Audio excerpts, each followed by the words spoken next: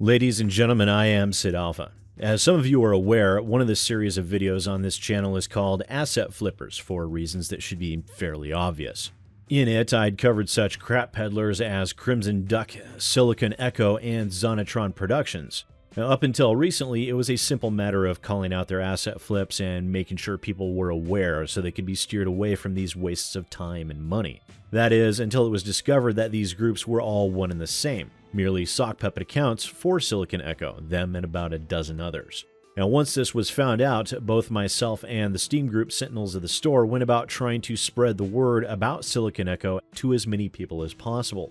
The reason for this was, thanks to the tireless efforts of Sentinels of the Store, data was compiled that showed that this one group managed to account for 173 asset flips posted to the Steam Storefront, managing to account for a full 1% of all titles ever released on Steam, which, while that might not sound like a lot considering there are now over 17,000 titles on the Steam Storefront, it is a significant percentage. However, it was discovered yesterday that Steam, in an unprecedented clearing of the house, removed Silicon Echo from the Steam storefront. This includes all 170-plus titles from their primary accounts and all of their sock puppet accounts, including Zonitron Productions. And while this will by no means stop any of the other asset flippers like Berdiev of BC Interactive or the numerous others from peddling their garbage on the Steam storefront, this eliminates a titanic number of them and removes the largest asset flipper group all in one fell swoop. And while I was delayed getting my own video out announcing this due to fatigue, other channels and news sites including Polygon and Kotaku made note of this monumental action while citing my Dirty Devs video in their press releases. However, I can't state this emphatically enough that I did not gather this information on my own. In fact, the majority of the legwork was done by a number of other people. Foremost among them was SirViolentDeath, a long-standing and much-respected member of the Steam group Guardians of Greenlight, and the primary person who compiled the data and continued to update it. Others who contributed to the compilation of data included Reaper, MBC Company X, Ratchet3789, A Flying Brick, Sanji Humura, Frunderman, Lord Croco Squirrel, and Mellow Online. Without their contributions, the extent to which this group had infested the Steam storefront might never have been fully realized, and their part in all of this should be recognized and applauded. The fact of the matter is, while I'm being cited in multiple news publications, I was but one voice attempting to bring this to people's attention. Without their efforts, the connections might never have been put together to begin with. And while I never received a response back from Valve regarding this issue, they were kind enough to provide one to Polygon in which they had the following to say. Yes, we have a full-time team monitoring reports, and they identified an issue that led to the removal of some titles from a few different Steamworks accounts.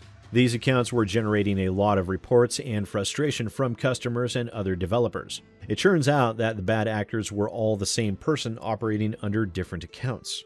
What we found was a set of extreme actions by this person that was negatively impacting the functionality of the store and our tools. For example, this person was mass shipping nearly identical products on Steam that were impacting the store's functionality and making it harder for players interested in finding fun games to play.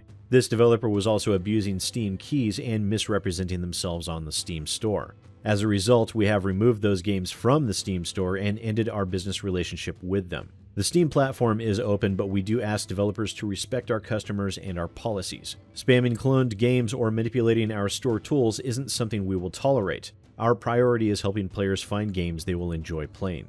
And this, actually, at least for me, came just in time. With so many of these bad actors taking advantage of the new Steam Direct and its negligible barrier to entry, the prospect of even keeping tabs on the influx of new titles seemed daunting enough, throwing in asset flippers as prolific as Silicon Echo, and it seemed more like the definition of futility.